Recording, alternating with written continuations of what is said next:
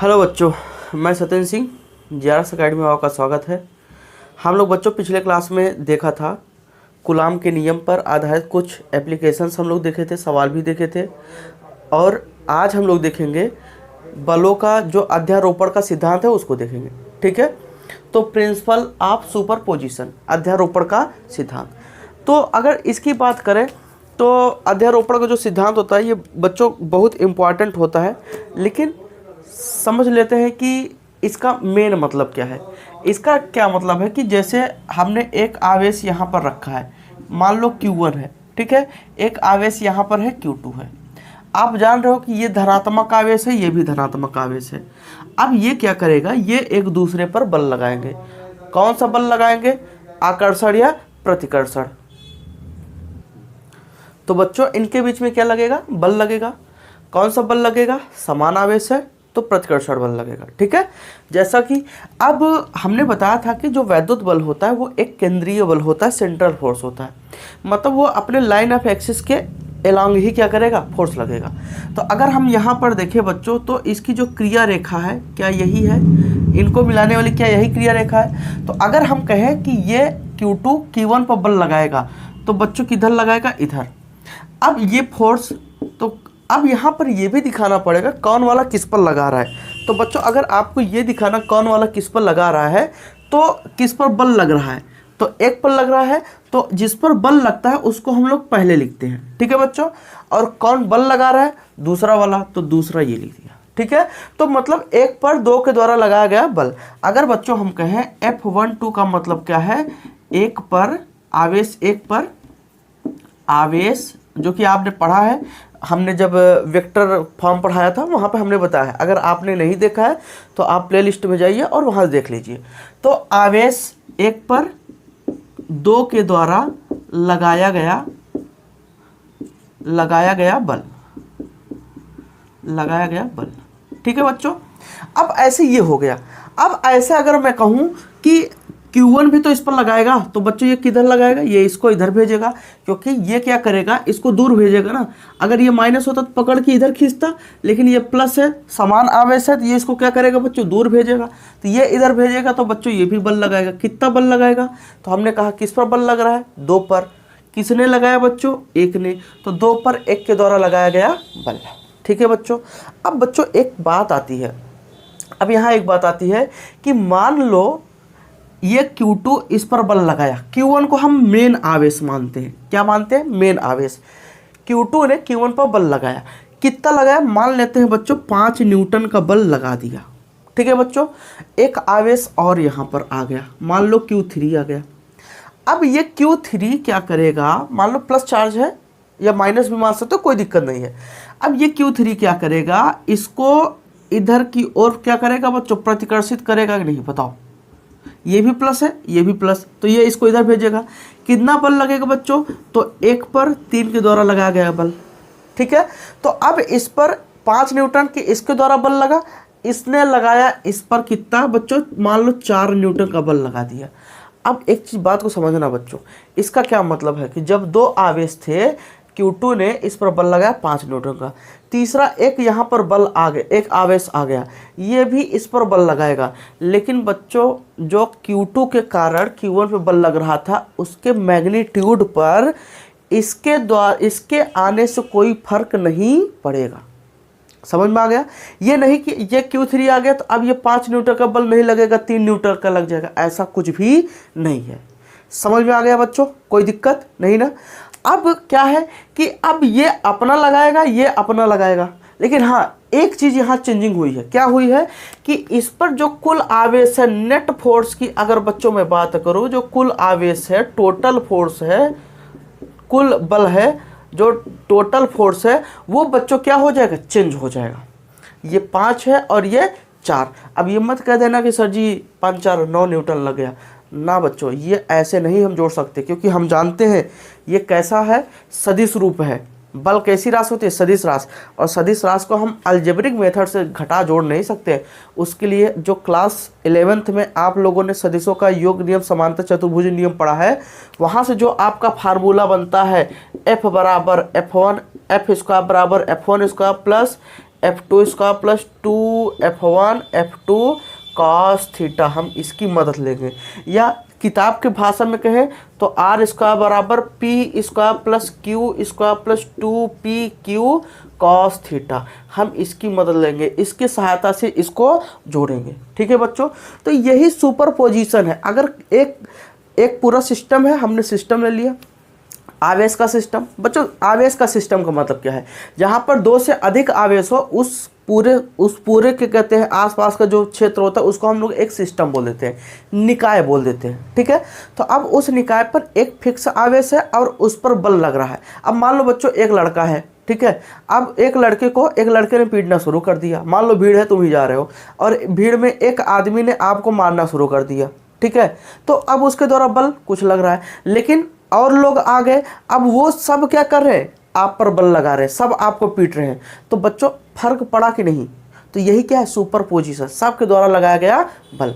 तो इसी चीज़ के बारे में हमें देखना है। ठीक है बच्चों, तो आइए हम लोग देखते हैं जो सुपरपोजिशन के कहते हैं सिद्धांत होता है, जो प्रिंसिपल होता है, वो क्या कहता है। अच्छा बच्चों, यही एग्जाम में पूछता है बलों का अध्यारोपण का सिद्धांत लिखिए, या फिर क्या कहते हैं ये कह देगा मल्टीपल चार्ज पे कोई मतलब कई आवेश है, कई आवेशों के बीच लगने वाला बल। ठीक है, कई आवेशों के बीच लगने वाला बल, या पूछ लेगा कई आवेशों के बीच लगने वाले बल का मान ज्ञात कीजिए। ये सीधा दे देगा बच्चों, और आपको फार्मूला ड्राइव करना रहेगा। ठीक है बच्चों, तो फार्मूले का डेरिवेशन आपको करना रहेगा। तो चाहे इस रूप में पूछे, चाहे क्या कहते हैं इस रूप में पूछे, दो के दोनों रूप से आप कर सकते हो। ठीक है, तो बलों का अध्यारोपण का सिद्धांत क्या होता है बच्चों, इसके बारे में समझ लेते हैं। क्या है? यदि कोई निकाय निकाय बोले तो बच्चों सिस्टम जहां पर एक से अधिक आवेश हो, यदि कोई निकाय अनेक आवेशों से मिलकर बना है। अब बच्चों निकाय जो होगा वो कई आवेशों से तो मिलकर ही बना होगा। ठीक है, अनेक आवेशों से मिलकर बना है, तो उनमें से किसी एक आवेश पर, मतलब किसी एक पार्टिकुलर आवेश पर कार्यरत परिणामी बल, कार्यरत जो नेट फोर्स, परिणामी मतलब रिजल्टेंट फोर्स, या बच्चों इसी को हम लोग नेट फोर्स भी बोल सकते हैं। ठीक है बच्चों, या इसी को बच्चों लोग टोटल फोर्स भी कहते हैं, टोटल फोर्स। तो जिस नाम जो चाहो आप नाम दे सकते हो। परिणामी बल अन्य आवेशों द्वारा मतलब अन्य आवेश जो और वहां पर आवेश होंगे उनके द्वारा उस पर लगाए गए अलग अलग बलों के सदिश योग के बराबर होगा। मतलब सदिश लेके चलेंगे। ठीक है बच्चों, सदिश योग के बराबर होगा। आइए हम आपको समझाते हैं और इस चीज को देखते हैं बहुत अच्छे तरीके से, ताकि क्लियर हो जाए। ठीक है, तो देखिए एक हमने यहाँ पर निर्देशांक बनाया, ये x अक्ष, और ये बच्चों क्या है? y अक्ष। ठीक है, ये बच्चों क्या है? ये मूल बिंदु O है। अब यहाँ पर बच्चों क्या है कि एक आवेश यहाँ रखा है, एक आवेश यहाँ रखा है, एक आवेश यहाँ रखा है और एक आवेश यहाँ रखा है। ठीक है बच्चों, 4 आवेश है। अब ये बच्चों जो आवेश रखा है, जरा देखिएगा, मैं इसे अलग कलर से दिखा रहा हूँ, नीले कलर से। ये बच्चों Q0 है। ये क्या है? Q0 आवेश है। ठीक है बच्चों, ये Q0 आवेश है। अब यहाँ पर बच्चों ये है, और यहाँ पर जो आवेश है इसको हम Q1 मान लें, इसको बच्चों Q2 मान लें, इसको बच्चों क्या मान लें? Qn। इसे क्या मान लें बच्चों? Qn। ठीक है बच्चों,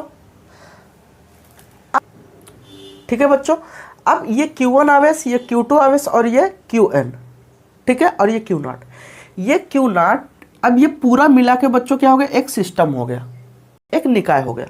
अब बच्चों यहाँ से इनकी दूरी अगर देखें तो यहाँ से जो इसकी बच्चों दूरी है स्थित सदिश, यहाँ से इसकी जो दूरी है, ये बच्चों देखते हैं यहाँ से मूल बिंदु से इसका जो पोजीशन है वो बच्चों हम क्या मान लेते हैं? R0। क्या मान लें? R0 वेक्टर, पोजीशन वेक्टर, यहाँ से R0। यहाँ से इसका बच्चों क्या मान लें? R1। इसको बच्चों क्या मान लें? R1। ये R1 वेक्टर। ठीक है बच्चों, यहाँ से इसका ले लें ये बच्चों लेंगे तो ये बच्चों क्या होगा R2 वेक्टर, ठीक है बच्चों। और ऐसे अगर इसका ले बच्चों, ये वाले का जरा देखिएगा, इसका ले तो ये बच्चों क्या हो जाएगा Rn वेक्टर। ये सबका क्या है स्थिर सदिश है। मैंने बताया था आपको जब हमने क्या कहते हैं वेक्टर फॉर्म देख रहे थे हम लोग, सदिश रूप देख रहे थे कूलाम के नियम का, वहाँ तो हमने बताया था, ठीक है बच्चों। अब मेन आवेश ये है, मतलब इस आवेश पर ये सब आवेश क्या करेंगे बल लगाएंगे, सब धनात्मक आवेश है, जरा समझिएगा।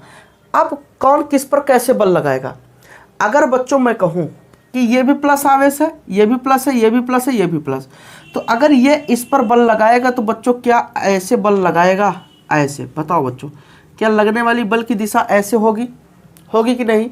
और बल कैसे लगेगा, कितना लगेगा बच्चों, तो बच्चों बल किस पर लग रहा है 0 पे, नॉट कौन लगा रहा है 1। समझ में आ गया बच्चों। अच्छा हमने एक चीज बताया था, जैसे ये आवेश है बच्चों, ये Q2 है और ये क्या है Q1, तो ये बच्चों इस पर बल लगाया, इसने इस पर बल लगाया कितना F12, समझ पा रहे हो F12। अब इसकी ये जो रेखा है, ये जो दूरी है, इसको हम क्या लिखेंगे R वेक्टर। अब बल कहाँ से लगना शुरू हुआ 2 से, और कहाँ तक लगा 1 तक, ये हम लेंगे। जब R का मान लेंगे तो यहाँ से R21 लेंगे, ठीक है बच्चों, समझ पा रहे हो ना। तो अगर हम यहाँ पर इसका दिखाएं तो बच्चों क्या होगा, अगर इसका दिखाएं तो बच्चों होगा R कहाँ से लग रहा है 1 से 1 0, R1 नॉट। क्लियर हो बच्चों, कोई दिक्कत नहीं ना। अब देखते हैं, अब ऐसे 2 बल लगाएगा किस पर, अगर 2 ने इस पर बल लगाया तो क्या बच्चों कुछ ऐसे बल लगाएगा। अच्छा जरा देखिए, हम यहाँ पर इसको थोड़ा मिटा के यहाँ लिखते हैं F01, ठीक है। अब ये बच्चों इस पर बल लगाएगा तो बच्चों किधर लगाएगा, इधर, क्योंकि ये इसको प्रतिकर्षित करेगा, दूर भेजेगा। तो अब इसका जो दिशा है, ये बल क्या हो गया F कितना 0 पर लगा, किसने लगा 2 ने। अब इसका जो ये क्या कहते हैं R का मान होगा, वो क्या होगा R वेक्टर 21, R21 वेक्टर, ठीक है। क्योंकि 2 से कहाँ, सॉरी 0 रहेगा यहाँ 0, ठीक है। 2 से कहाँ तक लग रहा है 0 तक। क्लियर हो बच्चों। अब ऐसे बच्चों हम क्या करेंगे, अब ये n लगाएगा, ये n भी लगाएगा, अगर 3 होता 3 लगाता, 4 होता 4 लगाता, अगर बच्चों n आवेश है तो n लगेगा। तो अब ये क्या करेगा बच्चों, ये इसको ऐसे लगाएगा, ये इसको ऐसे लगाएगा, कहाँ लगाएगा ऐसे। क्लियर हो बच्चों। अब यहाँ पर बच्चों क्या होगा, F कहाँ किस पर लगा 0 पर, किसने लगाया n ने लगाया। समझ में आया बच्चों, कोई दिक्कत नहीं ना।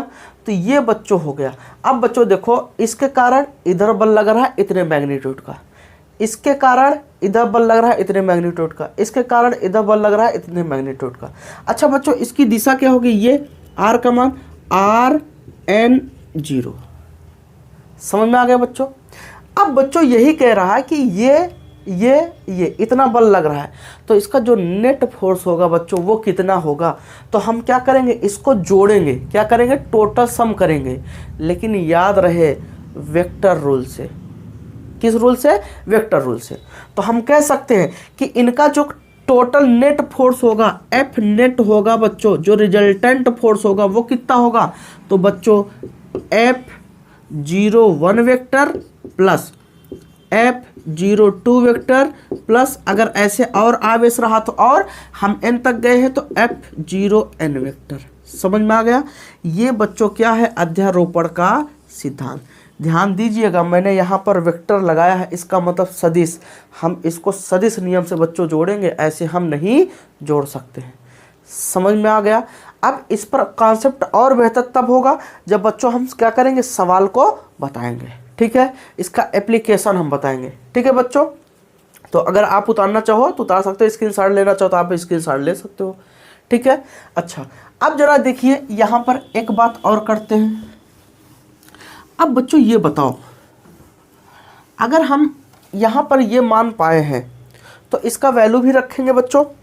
तो वैल्यू क्या, यहाँ पर जरा देखिए F नेट कितना F01 vector plus F02 vector plus ऐसे F0n वेक्टर। ठीक है बच्चों, ये हमारा मान है। अब जरा देखो हमारे फार्मूले में क्या आता है, F बराबर 1/4πε0 Q1 Q2 बटे R स्क्वायर, यही होता है बच्चों। हाँ, ये क्या है, कांस्टेंट। इस कांस्टेंट को हम क्या मान लें, K मान लें, तो कोई दिक्कत है नहीं ना।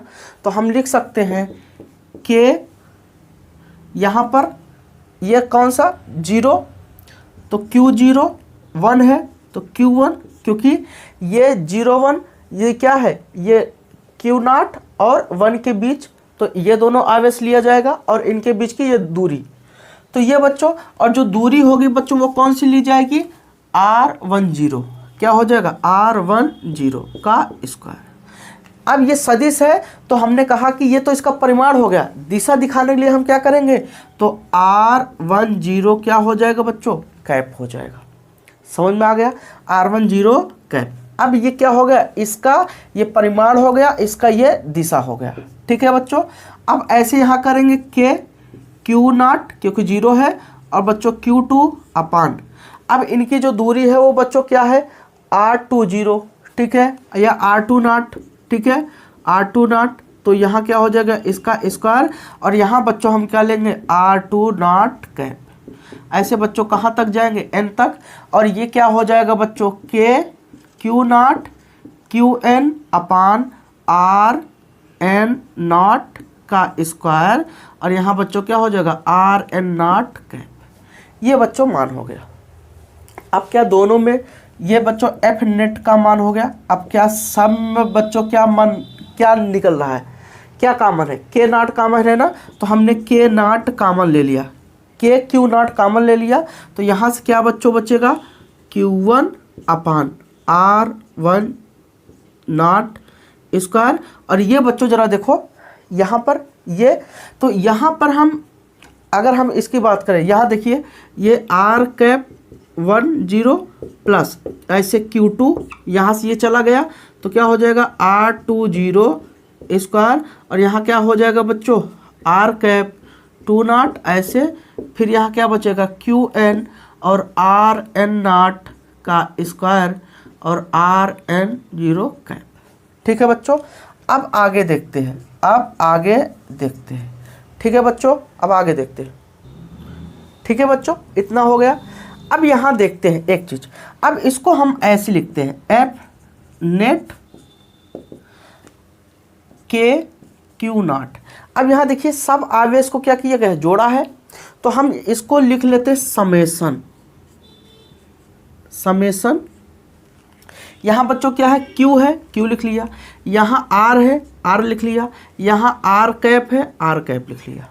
ठीक है बच्चों, अब जरा देखिए अब कैसे लिखेंगे, जरा देखिए ये कहाँ से है, 1 से कहाँ तक गया है, 2 3 4 5 6 ऐसे कहाँ तक, n तक। तो हम यहाँ बच्चों क्या लिख लेते हैं, I लिख लेते हैं, क्या लिख लेंगे, I। यहाँ बच्चों क्या शुरुआत हुआ, 1 से कहाँ तक गया है बच्चों, n तक, तो हम भी यहाँ क्या लिख लेंगे बच्चों, I लिख लेंगे। क्लियर हो। अब यहाँ पर क्या है, 1 2 कहाँ तक, n तक, तो यहाँ पे भी बच्चों क्या कर लेंगे, I। अब जरा देखिए यहाँ 0 ना, मतलब नॉट या 0 या नॉट बोल लो, नॉट, तो यहाँ पे भी नॉट।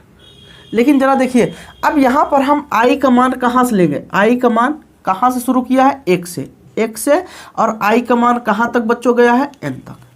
समझ में आ गया, मतलब शुरू कहाँ से करना है, 1 से, और जाना कहाँ तक है, n तक। फिर से समझिए, यहाँ Q है, Q हमने लिया, यहाँ R है, R हमने लिया, यहाँ R कैप है, R कैप लिया। अब ये 1 से शुरुआत है, 1 2 3 4 5 6 ऐसे n तक गया है, तो n तक लिखने के बजाय हमने I लिख दिया। क्या लिख दिया बच्चों, I। और यहाँ पर क्या है, R है, R की शुरुआत R10 R20 R30 R40 R50 ऐसे Rn0, तो कहाँ तक गया है, ये n तक गया है, तो यहाँ इसके जगह पे हमने I लिख दिया, और ये 0 सब के साथ है तो 0 हमने लिख दिया। अब I का मान कहाँ से लेंगे, 1 से लेंगे, कहाँ से लेंगे, 1 से। कहाँ तक बच्चों, n तक, कहाँ तक गया है, n तक। समझ पा रहे हो ना। तो अब ये आपका मान हो गया। ठीक है, तो आप चाहे बच्चों ऐसे लिख लो, चाहे ऐसे बच्चों लिख लो, या तो आप क्या करो, इसी को और थोड़ा क्या कहते हैं अच्छे से बनाओ। ये बच्चों डेरिवेशन कई बार आया हुआ है आपके बोर्ड एग्जाम में, तो इसे आप हल्के मत लीजिएगा। ठीक है, तो बच्चों देखते हैं जरा। अब इसी को हम लिखेंगे एफ नेट, क्या हो जाएगा, के क्यू नॉट। इसको हम लिख सकते हैं ऐसे, आई बराबर 1 और कहाँ तक, एन तक। ठीक है, और ये बच्चों क्या है, क्यू आई अपान। अच्छा एक चीज़ जरा देखिए, यहाँ स्क्वायर था, स्क्वायर हमने लगाना भूल गए हम। यहाँ पे स्क्वायर है ना पूरे टर्म में, तो यहाँ स्क्वायर रहेगा, तो यहाँ बच्चों क्या हो जाएगा, आर आई 0 स्क्वायर। ठीक है बच्चों, अब एक चीज़ जरा बताओ, ये क्या है, आर कैप। आर कैप ये एकांक सदिश है, इसका मान आर वेक्टर अपान बच्चों क्या होगा, आर होगा, होता है, यही हमने बताया था। अब यहाँ पर बच्चों अगर आर आई 0 कैप है तो क्या लिखेंगे, are I 0 vector upon r आई 0 लिखेंगे कि नहीं लिखेंगे, या आर आई नॉट कैप बराबर are i not vector upon r i not. Clear हो बच्चों, तो हम यहाँ लिख सकते हैं इसकी जगह पर, इसकी जगह पे हम लोग ये रखेंगे, क्या रखेंगे, are i not vector upon r i not. ठीक है बच्चों, अब इसका घात 1 है, इसका 2 है, तो हम इसे ऐसे लिख सकते हैं, यहाँ पर हम लिख सकते हैं F net k q not summation i equal to 1 to n q i upon r i not का क्यूब, और ये बच्चों आर आई नॉट। ठीक है बच्चों, तो ये आपका क्या होगा, सुपर पोजिशन हो गया प्रिंसिपल। ठीक है बच्चों, अब इसी को और आप करना चाहो तो कर सकते हो। अब जैसे ये मान है R12 वेक्टर है बच्चों, तो अगर आप इसे अलग अलग लिखना चाहो तो R2 vector minus R1 vector. अगर आप ऐसे 1 2 वेक्टर लिखोगे तो क्या लिखोगे, जो पीछे होगा आप उसे, अगर ऐसे आप R21 वेक्टर लिखो तो जो पीछे होगा बच्चों वो कहाँ होगा, पहले होगा, और जो पीछे होगा वो बच्चों कहाँ होगा, पहले होगा, और जो पहले वो कहाँ होगा बच्चों, बाद में होगा। ठीक है बच्चों, तो ऐसे क्लियर हो, ऐसे R12 है तो R2 माइनस R1। ठीक है, R21 है तो R1 माइनस R2। अब बच्चों इसी को अगर इस रूप में आप लिखना चाहो तब कैसे लिखोगे, अगर इसी चीज़ को आप इस रूप में लिखना चाहो तब कैसे लिखोगे, तब बच्चों हम लिखेंगे कुछ इस प्रकार से, एफ नेट वेक्टर बराबर k q not summation i equal to 1 to n q i upon r व आई नॉट का क्यूब। और इसे हम बच्चों क्या लिखेंगे, यहाँ देखिए 0 है ना, तो पहले नॉट पहले आएगा, r not vector minus r i vector, ऐसे भी हम लिख सकते हैं। तो बच्चों तीन का तीनों रूप, चाहे आप इस रूप में लिखिए, चाहे इस रूप में लिखिए, चाहे इस रूप में लिखिए, तीन के तीनों रूप क्या है बच्चों, सही है। ठीक है बच्चों, किसी को कोई दिक्कत नहीं ना। तो ये बच्चों आपका क्या था, सुपरपोजिशन प्रिंसिपल था। ठीक है, बलों का अध्यारोपण का सिद्धांत। अब ये बच्चों, अब मैं अगर यहाँ बात करूँ, मैं 2 मिनट और लूँगा, जरा ध्यान दीजिएगा। अगर अब मैं बात करूँगा यहाँ पर, तो हमने कहा कि ये जो हमारा चैप्टर चल रहा है, हमारा जो चैप्टर चल रहा है वो क्या है, वैद्युत आवेश तथा वैद्युत क्षेत्र। हमारा जो चैप्टर है, आप एनसीईआरटी के हिसाब से चलो तो वैद्युत आवेश तथा वैद्युत क्षेत्र, चाहे जिस बोर्ड में हो उस बोर्ड में यही चैप्टर वैद्युत क्षेत्र। ठीक है बच्चों, हम पहले ही दिन कहे थे कि ये जो चैप्टर है वो 2 पार्ट में है, एक वैद्युत आवेश और एक बच्चा वैद्युत क्षेत्र। ठीक है, 2 पार्ट में है। तो अगर इसका एक पार्ट देखा जाए तो वैद्युत आवेश वाला पार्ट खत्म है, और इसमें हम 2 चीज़ के बारे में बात किए। पहला नंबर बच्चों क्या देखा हमने, वैद्युत आवेश देखा, पूरा उसकी प्रॉपर्टी कितने प्रकार का होता है ये सब हम लोगों ने देखा। फिर बच्चों देखा हमने कूलाम का नियम, कूलाम का नियम। ठीक है बच्चों, कूलाम का नियम। ये बच्चों अब बचा है हमारा वैद्युत क्षेत्र, ये पार्ट हमारा कंप्लीट हो गया। लेकिन बच्चों हमने कुछ सवाल भी देखे, 8 से 10 सवाल हमने देखे, क्या कहते हैं, पिछले वीडियो में। ठीक है, तो अब इसी पर जो हमने ये सुपर पोजिशन प्रिंसिपल बताया, इसी पर आधारित कुछ सवाल हम और देख लेंगे। कुल मिला के अगर कहें तो इस पर हम बीच में वीडियो, हम सवाल का जो न्यूमेरिकल है उसका वीडियो हम बीच बीच में आपको देते रहेंगे। तो आप सवाल लगाते रहिएगा, क्योंकि जितना ज़्यादा सवाल लगाएंगे उतना बेहतर आपका कॉन्सेप्ट बढ़ेगा। ठीक है बच्चों, कोई दिक्कत? तो अब हम लोग शुरू करेंगे क्या बच्चों, वैद्युत क्षेत्र शुरू करेंगे। ठीक है बच्चों, तो कोई दिक्कत? तो चैनल को अगर आपने सब्सक्राइब नहीं किया है तो जरूर कर ले और लाइक करना ना भूलें बेटा। Thank you.